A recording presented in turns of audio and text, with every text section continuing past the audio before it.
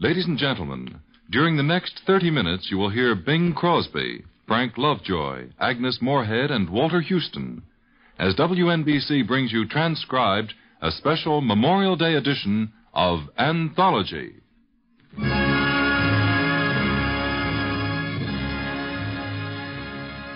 At 3 p.m. on Sunday, May 30th, 1954, Anthology signed on NBC. Directed by John Malcom Brennen, produced by Steve White, and announced by Harry Fleetwood, Anthology offered dramatic readings of famous and lesser-known plays. Memorial Day weekend's episode featured Agnes Moorehead reading Barbara Fritchie, and Frank Lovejoy and Bing Crosby performing The Man Without a Country.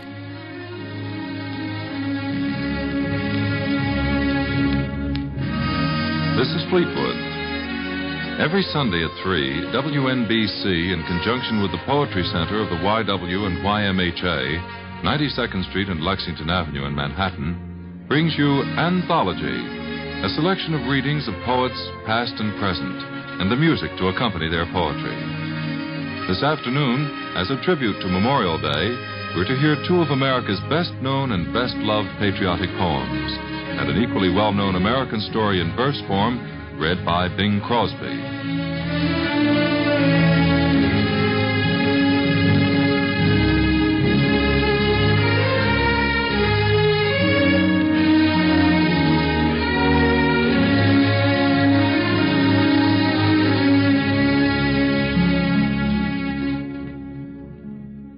On this Memorial Day of 1954, we have poetry spanning our nation's history from the earliest times to the present day.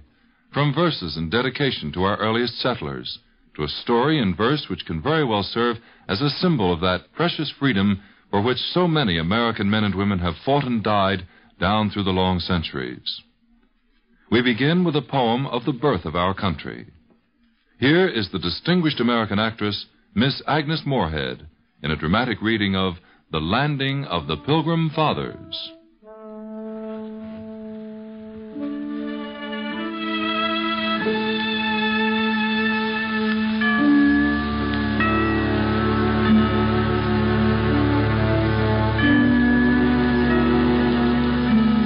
The breaking waves dashed high on a stern and rock-bound coast, and the woods against a stormy sky their giant branches tossed. And the heavy night hung dark the hills and waters o'er, when a band of exiles moored their bark on a wild New England shore. Not as the conqueror comes, they, the true-hearted, came. Not with the roll of stirring drums and the trumpets that sing of fame. Not as the flying come, in silence and in fear. They shook the depths of the desert's gloom with their hymns of lofty cheer. Amidst the storm they sang, and the stars heard, and the sea, and the sounding aisles of the dim woods rang to the anthem of the free. The ocean eagle soared from his nest by the white waves' foam, and the rocking pines of the forest roared. This was their welcome home. There were men with hoary hair amidst that pilgrim band. Why had they come to wither there, away from their childhood's land? There was woman's fearless eye lit by her deep love's truth. There was manhood's brow serenely high and the fiery heart of youth. What sought they thus afar? Bright jewels of the mine, the wealth of sea, the spoils of war. They sought a faith pure shrine. I call it holy ground, the soil where first they trod. They left unstained what there they found, freedom to worship God.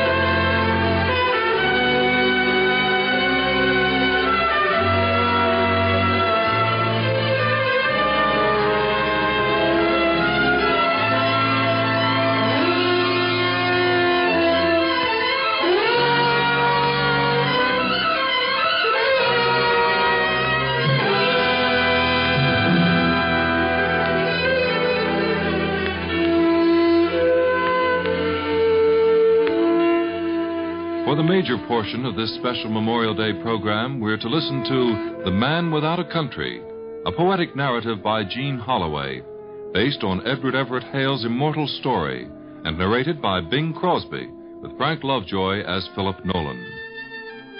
Many of us have heard this story before. It's been read to us by grammar school teachers or declaimed, perhaps, by stammering fellow students in classrooms distracted by spring whispering at an open window or by an autumn kaleidoscope of whirling leaves. We heard it as a text or a lesson. We learned it long before we could conceive of what it would be like to be banished forever from the land of our birth. Told in dramatic form, the story of Philip Nolan takes on a new stature, a greater depth, a stronger meaning. We feel that upon an American holiday such as this, it is highly appropriate to retell this fine American story, and especially in Jean Holloway's exciting radio verse. And now, The Man Without a Country. Order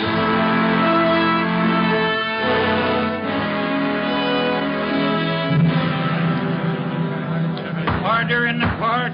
Order in the court! The attorney for the state will kindly continue. Mr. Nolan, is it not true that you are part of a conspiracy to destroy the government of the United States? No, that is not true. That is not true, I tell you. Do you dare to deny your friendship with Aaron Burr? No, I don't deny that. But I do deny all your accusations of treason. Lieutenant Nolan, Aaron Burr has shown himself to be an enemy of the United States government. As an American officer, your country's enemies are your enemies. By your association with Aaron Burr, you betrayed the uniform you wear, the flag you follow, the country you profess to serve. That is true, is it not, Mr. Nolan? No, it is not true. It is not true. You still dare to defend your association with Aaron Burr? I don't think it needs defending. I only talk to the man. You don't think it needs defending? You need say no more, Lieutenant Nolan. I rest my case, Your Honor.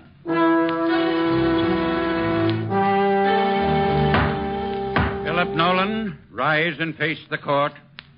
Philip Nolan, is there anything you wish to say to show that you have always been faithful to the United States? The United States? Damn the United States!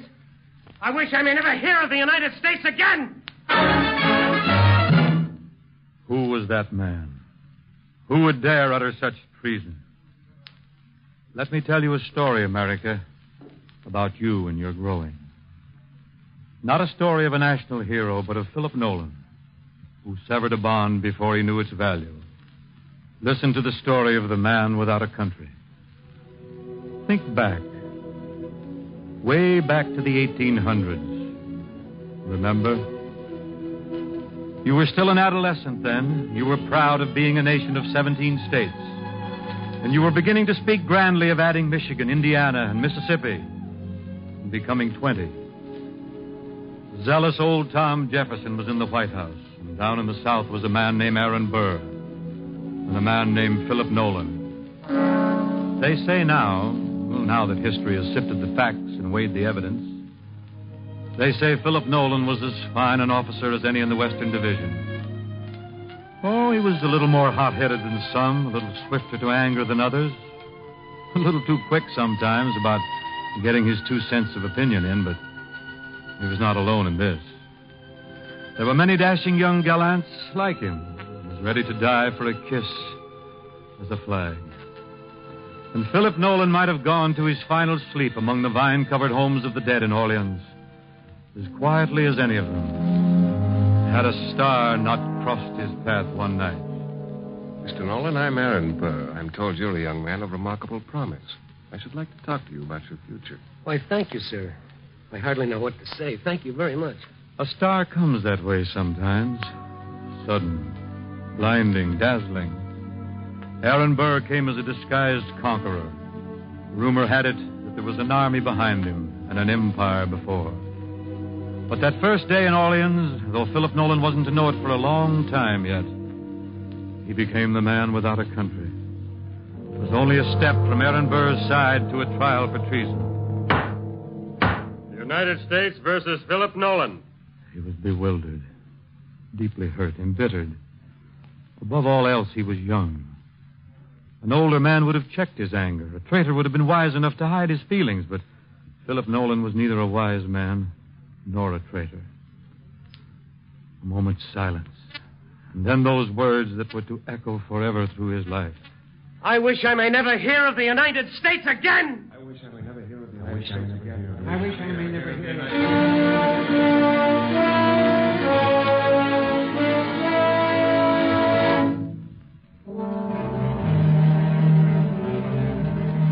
The words filled the courtroom, shivered against the walls.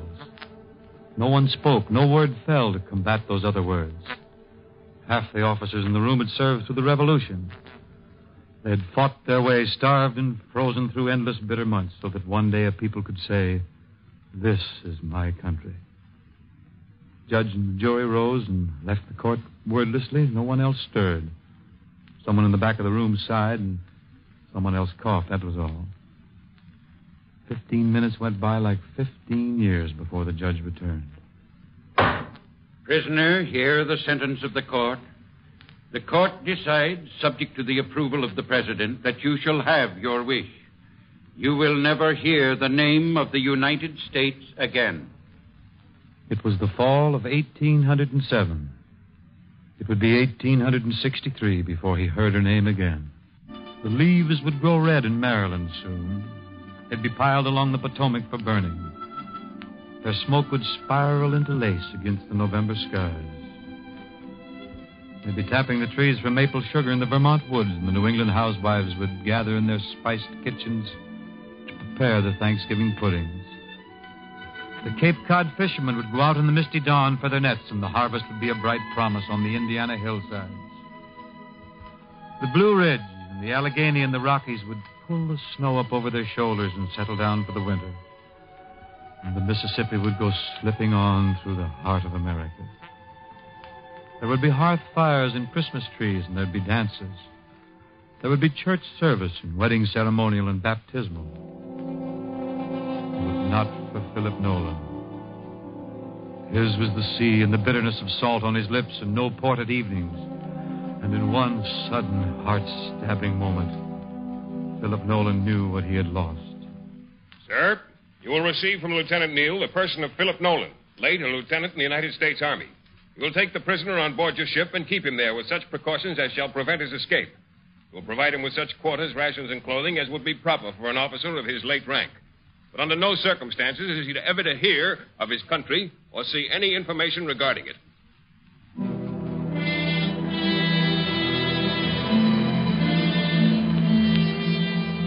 So Philip Nolan walked the decks of the Seven Seas, and he thought about America. But he never asked about her. He talked to his shipmates about the weather, about the sea, about all things but home. In foreign ports where he was rarely permitted to go ashore, he filled his days with reading. But in the books and in the papers given him, there was no mention of America. For him, she was only a dream that had ceased existing. He was a ghost among his companions, drifting from port to port, listening to a word that filled his heart, that reached him in the wind, that sighed from the rigging. But the waves whispered through the midnight. One word. America. The grass is blue in Kentucky this spring. Wouldn't you like to ride through it with the earth hard and firm under your horse's feet? Think of it. Earth under you. The flower girls are in the streets of Orleans now. It's almost time for the Mardi Gras. Remember the girl you kissed at the Mardi Gras? The fields are white with cotton now. The slaves are singing. What would you give to hear their voices? The snow is thick and white in New England. They are riding through it to the Christmas parties. Can't you hear the sleigh bells? How long is it since you heard sleigh bells? Leave me alone. I can't stand thinking anymore. Oh, God, let me stop remembering. I wish I may never hear of the United States again. I wish I may never hear of the United States again. The court decides, subject to the approval of the president, that you shall have your wish. No! No! No!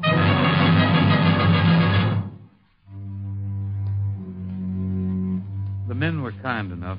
On Sunday afternoons when they sat on deck, smoking and chatting, they invited Nolan to join them. He had a pleasant voice.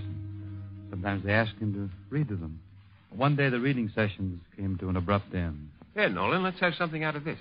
The Lay of the Last Minstrel. Walter Scott, eh? Yeah, it's a new book the captain sent down. He says there's some nice stuff in it. Well, let's have a look at it. Breathes there the man with soul so dead, who never to himself hath said, this is my own, my native land. Whose heart hath ne'er within him burned, as home his footsteps he hath turned from wandering on a foreign strand. If such there breathe, someone else finish it. I'm something to attend to below. Philip Nolan could never find peace. Ships docked, set sail, men went home on leave. He watched in wordless agony. He thought of candlelight on warm, gracious tables, of gardens where a man could crumble the rich soil in his fingers, of linens whipping on the clotheslines and the friendly smells of kitchens. He thought of moonlight on hair that was soft as silk to the touch, of eyes liquid in the starlight, of lips velvet smooth and ripe for kissing. He thought of arms opened wide to gather in the returning sailor, and one special voice that would say, welcome home. He thought of perfume and music and the rustle of silk. He was young, and there was a fierce hunger in him. Then one night in the Mediterranean, some ladies were invited aboard for a ship's ball.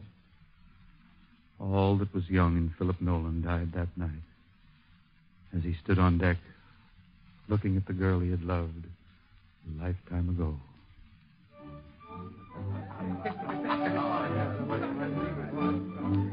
Anne Emery. Why, Philip Nolan. This is a surprise. You're looking splendid, Philip. The sea evidently agrees with you. I'd forgotten how lovely you are.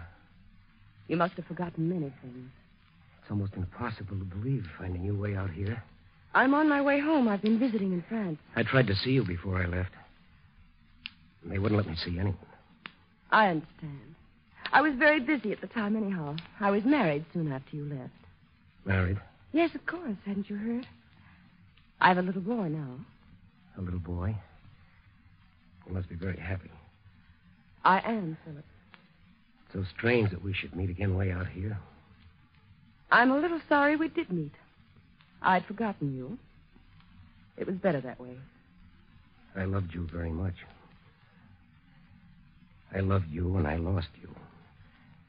And everything else I loved in one mad moment. Oh, my dear. I think we should get back to the dances. Yeah, of course. Anne, would you tell me just one thing? What do you hear from home? Home, Mr. Nolan? I thought you were the man who never wanted to hear of home again. I beg your pardon. Good night, Anne.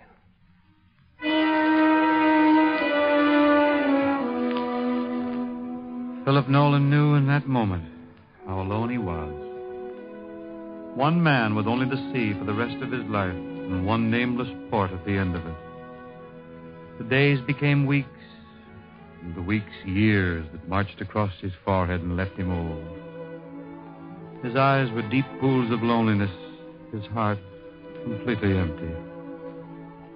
No one knew until the day he was dying how deep his hurt had gone.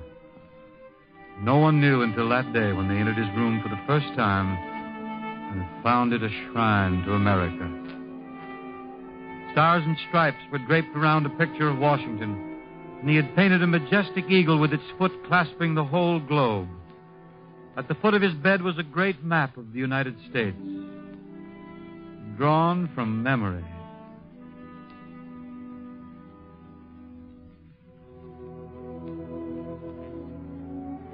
Here, Captain. You see, I have a country. Yes, I see, Nolan. How do you feel? Is there anything I can do for you? Captain, I'm dying. I'll never see my country again. But there's not a man on this ship or in all the United States that loves her as I do. Would you tell me about America?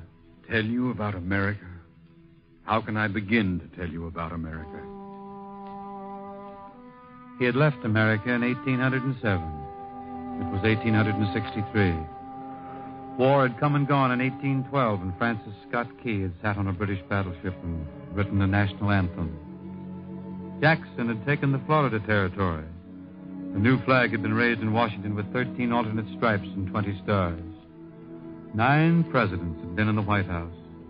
The Monroe Doctrine had been born, the cornerstone of American foreign policy. The continents of the Western Hemisphere are henceforth not to be considered as subjects for future colonization by any of the European powers. The United States had begun to gather themselves into a nation. It is not the states, but the people of the nation who have made the Union. It is, sir, the people's constitution, the people's government, made for the people, answerable to the people. Tell him about America. Tell him about Peter Cooper's steam locomotive, the Tom Thumb, drawing its first train of cars over 23 miles of the B&O Railroad. Tell him about America. Andrew Jackson had moved the Indians west of the Mississippi. Arkansas, Michigan, Wisconsin, Iowa had joined the nation. The Battle of the Alamo had been fought in Texas and gold discovered in California. A new nation had spanned 2 oceans, and in the White House was the president whose words were the voice of the new nation. Of devotion, that we here highly resolve that these dead shall not have died in vain, that this nation under God shall have a new birth of freedom, and that the government of the people, by the people, for the people, shall not perish from the earth. Tell him about America, the power, the color, the strength, the beauty, the tears, the triumphs.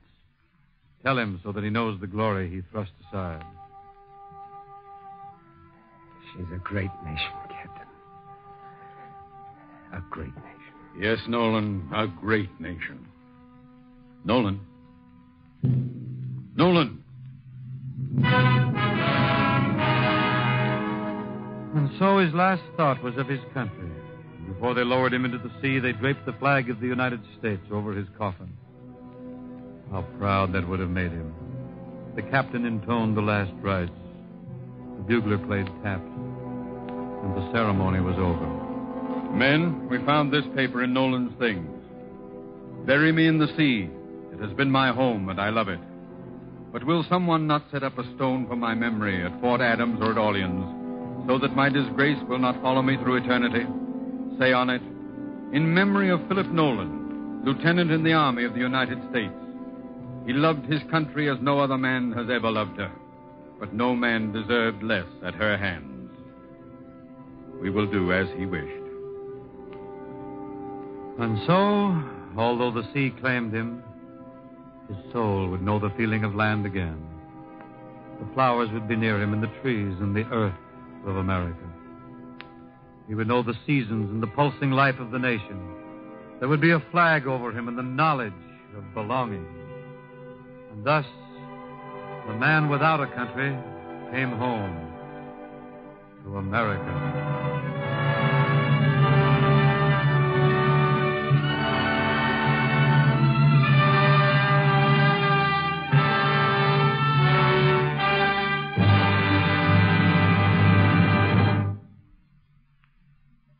The Man Without a Country, a poetic narrative by Jean Holloway, based on Edward Everett Hale's immortal story, and narrated by Bing Crosby with Frank Lovejoy as Philip Nolan. On Anthology, Memorial Day, 1954. Anthology would air into June of 1955 when it was canceled in favor of the debuting Monitor. For more information on that, tune into Breaking Walls, episode 116. And so, Anthology number 13, transcribed and dated Sunday, May 30th.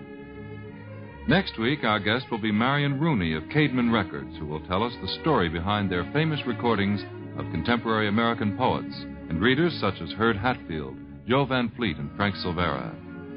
With her, Miss Rooney will bring the newest Cademan recording of Judith Anderson, reading the poetry of Edna St. Vincent Millay. Anthology comes to you with the cooperation of the YW and YMHA Poetry Center, 92nd Street and Lexington Avenue, John Malcom Brennen, director. The program is produced by Steve White, written and directed by Draper Lewis. And now this is Fleetwood wishing you good luck and good reading. Don't forget to join us next Sunday at 3 for another edition of Anthology on your community stations in New York.